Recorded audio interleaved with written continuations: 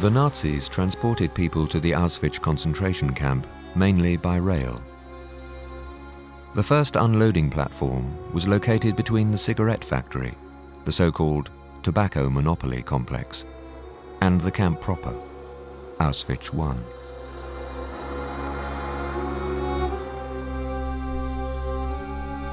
When the camp was expanded with the addition of the Birkenau complex, a second unloading platform was built between Auschwitz I and the new camp in Birkenau.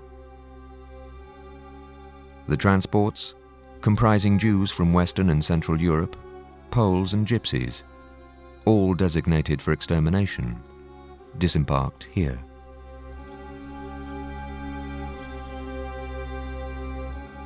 At the beginning of 1944, construction of a third railway siding reached the camp proper. The tracks in Birkenau led to crematoria number 2 and 3.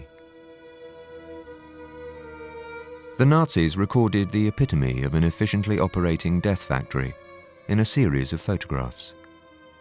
The extermination of approximately 400,000 Hungarian Jews was documented.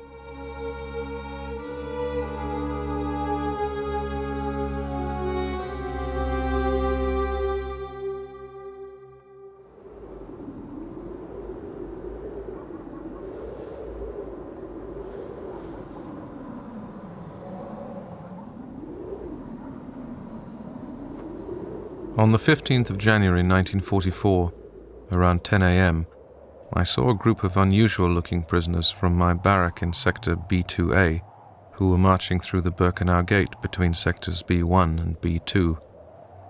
Capo Jupp from Berlin, who I knew when I was in Auschwitz I, recognized me, approached the electrified fence, and expressed his surprise that I was still alive. I asked him what he was doing here with those people, and he said, stressing that it was a secret, that they're building a new rail line leading straight to the crematoria.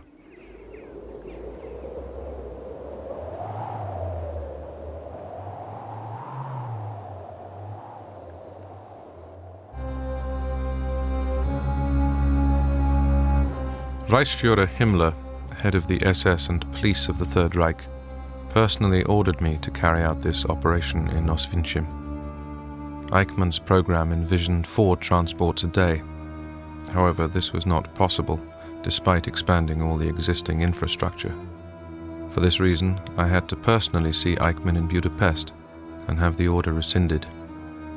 The issue was resolved by adjusting the schedule so that on one day 2 trains would arrive and the next day 3 trains, a total of 111 such trains.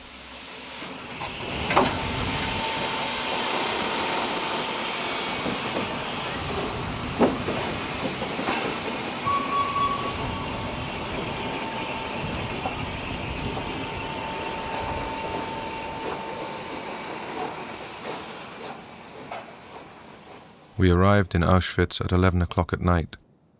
We asked the Polish prisoners standing by the wagons for water.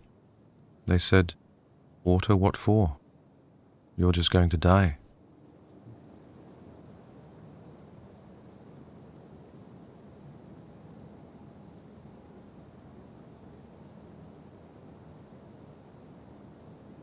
The Jews often asked for water, although we weren't allowed to approach them. Once I risked it and gave some water to a Jewess. Grateful, she threw me a watch. This deed almost cost me my life. One of the SS men shot at me. It was a miracle I survived.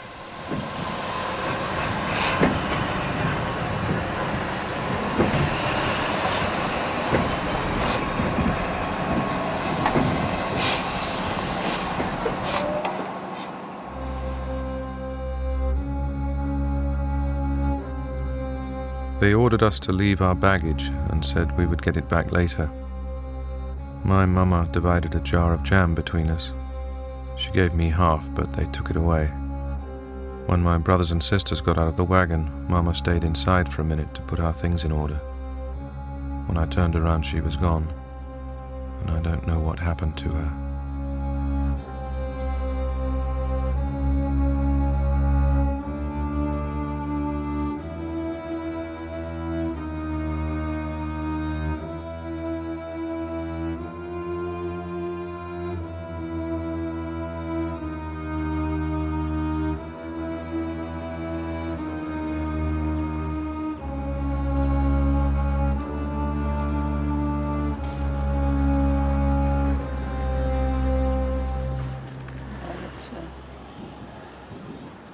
ככה בדיוק הגענו הנה, בדיוק כמו שבתמונות, ומי יודע, אולי אחת מהאלה יכולה להיות אני שם.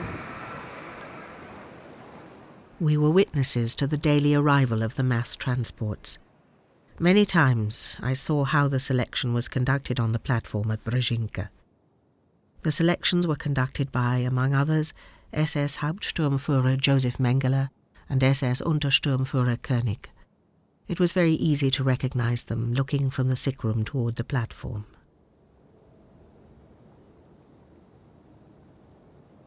Separating the families caused the most commotion.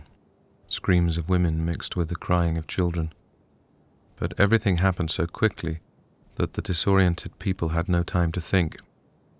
The SS men on the platform directed one group to the camp, the other group to the gas chambers. The selection was carried out by SS doctors and other SS men.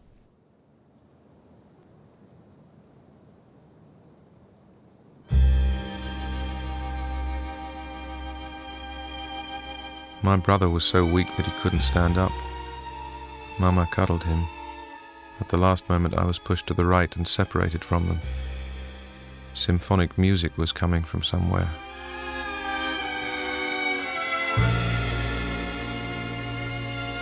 Dr. Mengele had a leather riding whip in his hand, and as each person approached him, he indicated which way they had to go, to the left or to the right. The selection consisted in him directing men able to work to the camp's main street, while he directed women able to work to the road between sectors B1A and B1B.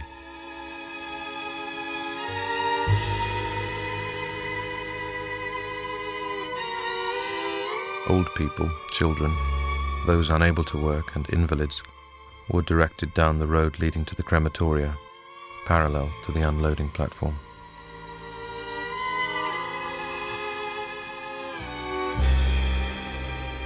Inmates in prison uniforms told us that the elderly and ill who were infirm could take the lorries parked nearby. They assured us that everyone would meet up later. I urged my mother to sit with Grandma in the lorry because her legs were swollen from the travelling. My mother was 52, completely healthy, had dark hair without a trace of grey.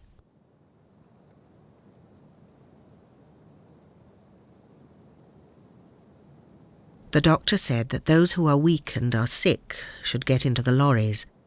I started to do so, but he looked me over from head to foot and said I would have to walk.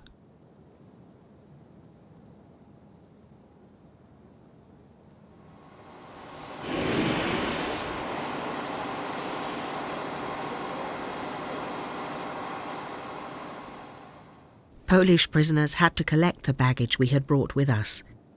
Apparently they were not allowed to talk with us, because when picking up the baggage they surreptitiously whispered to us such warnings in German as, "Everyone should be young and healthy, give the children to the grandparents."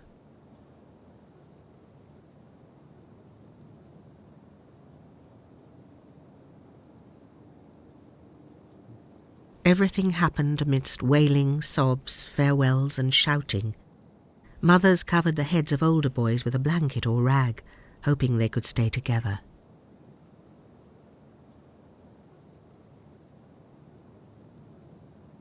A capo on the platform said that we were going to the crematorium.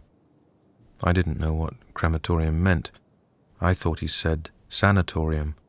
I asked, "To what sanatorium?" He laughed and cursed. A Polish Jew asked how old I was. When I said 13, he told me to say 18, and to stand with my father and the other men, and not with my mother.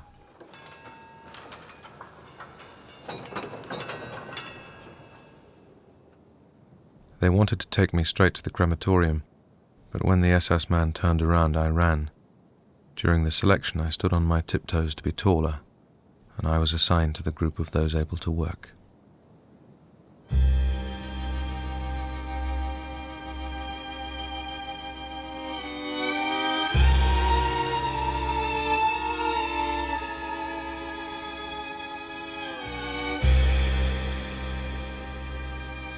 When our family of midgets got off the train, A man in a prisoner's uniform ran off, calling out for Mengele.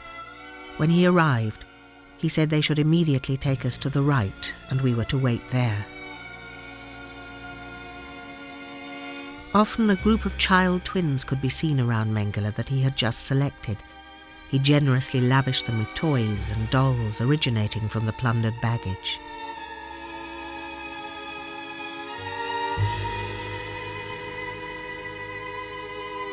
My mother held me and my twin sister by the hands. I remember that some SS man came up to us on the platform and asked my mother if we were twins. My mother then asked if that was good or bad. He said, good. We were then taken away from our mother and joined a group of other twins.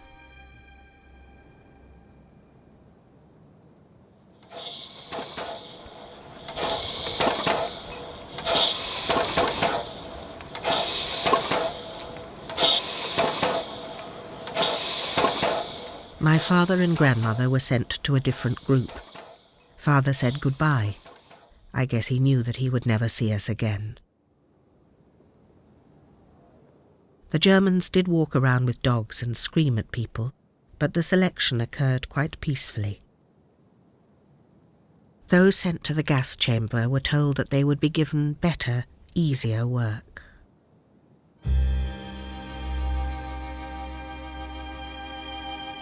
There were 3,500 of us in our transport, of which about 250 men and women were directed to the camp, and the others to the gas chamber.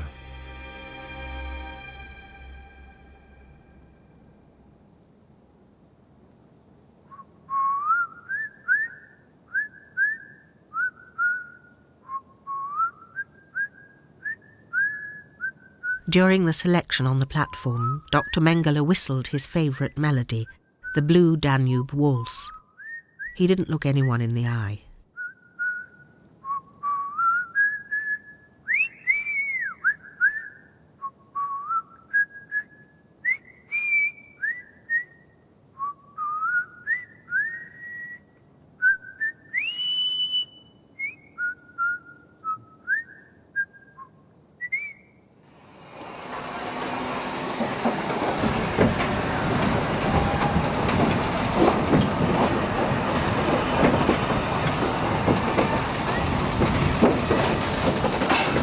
Before the train left the platform, all inscriptions, signatures and initials on the walls of the freight cars were removed.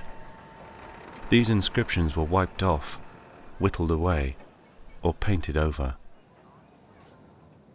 When the train left and the people had gone, we were confronted with the sight of a huge pile of belongings, the height of the wagons, for the entire length of the train. Inmates loaded these belongings into lorries and took them to Canada.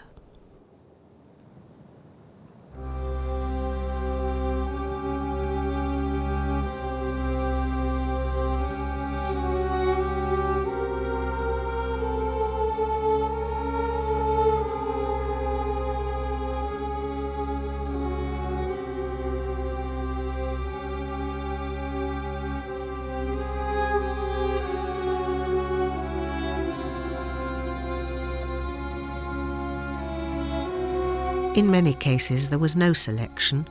We saw how people walked into the crematorium, seemingly disappearing into the ground.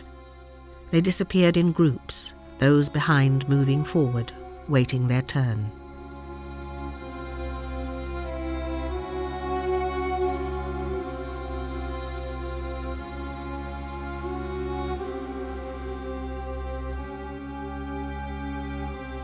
They stood in rows 5 across, and the procession formed along the railroad track, from the crematorium to the beginning of Sector B.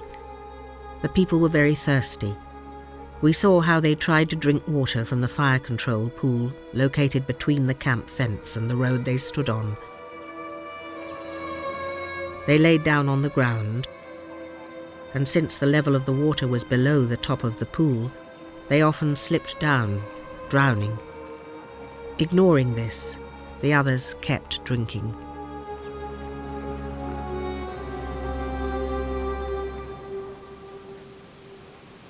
Football matches were played twice in the hospital area when the selection was taking place on the platform.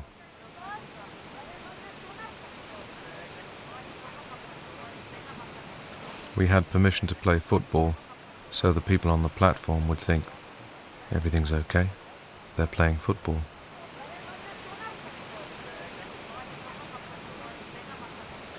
I saw how the prisoners were led to the gas chamber. The majority of them went to their death laughing, without an inkling where they were being taken. I saw with my own eyes how 14-year-old boys walked in the direction of the gas chamber and were even forced to sing.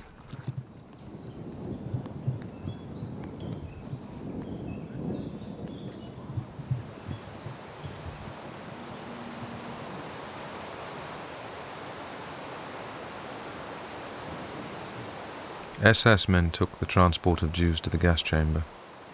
The weather was nice, the wind quite strong. The transport, escorted by the SS men, proceeded quietly. The road took them past the camouflaged pits for burning the corpses. Suddenly there was a strong wind, and the blankets hung on the wire fence blew away. The people in the transport looked at the piles of naked corpses ready for burning. The turmoil and panic was suppressed with blows from rifle butts.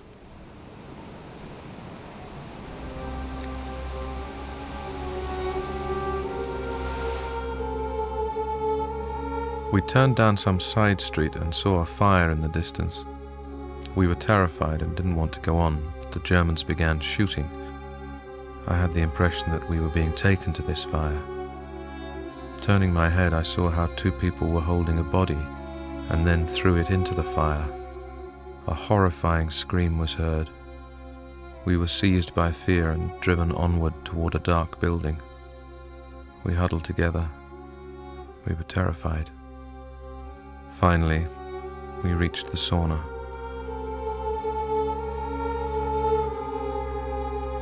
Together with the others, I was taken to the sauna where we had to completely undress.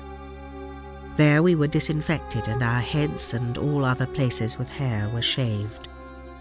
Although we had already undergone gynecological examinations in the ghetto to make sure we weren't hiding any valuables, they searched our vagina. It was horrible. From this room we were driven to the showers.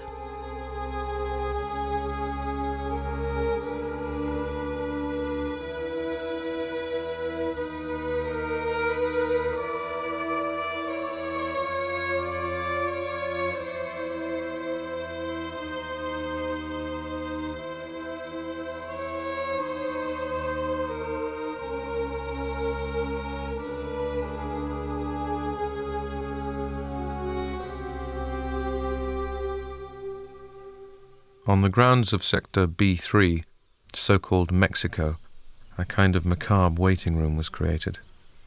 Jews who couldn't be killed immediately after arriving at the camp had to wait there, as if in line for the gas. They were given food from the camp kitchens and then killed. I remember how Mexico looked from the men's camp. At that time, several thousand people could always be seen there. They were psychologically exhausted. As at this time, it was no secret to anyone what awaited them in Bejinka.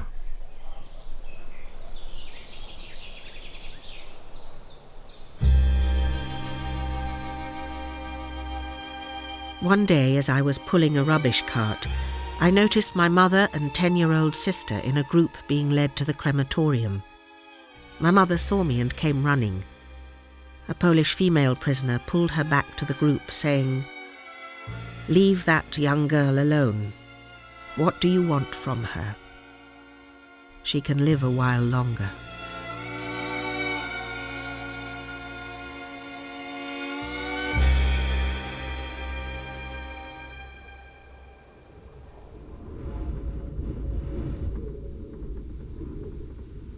In the summer of 1944, red flames could be seen bellowing from the chimneys of the crematoria. During cloudy days, the smoke from these chimneys enveloped the entire camp. Every day we could see huge lines of Hungarian Jews through the barbed wire fence, moving uninterruptedly in the direction of the gas chambers.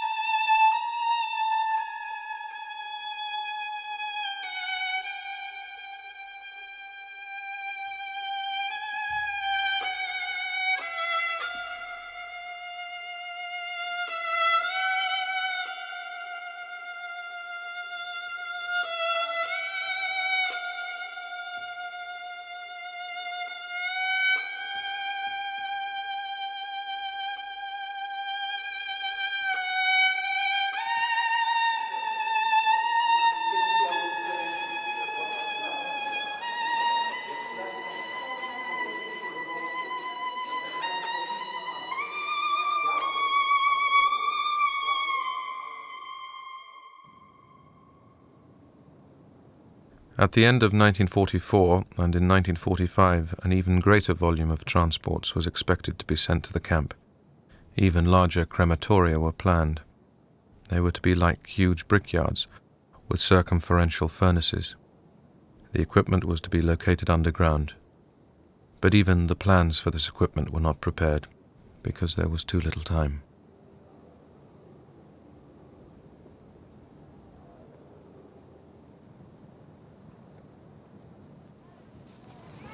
אז, כשהייתי ילדה, נערה, קראו לי פרידמן אולגה. היום אני נשואה, אימא ל4 ילדים, סבתא ל15 נכדים, יש כבר גם נינים, אבל אז באותם הימים שבאתי הנה כנערה כמעט בת 16, ביום נוראי ההוא, שבבת אחד הכל נהרס. פה רצחו אנשים רק בגלל סיבה אחת ויחידה, כי קראו להם יהודים.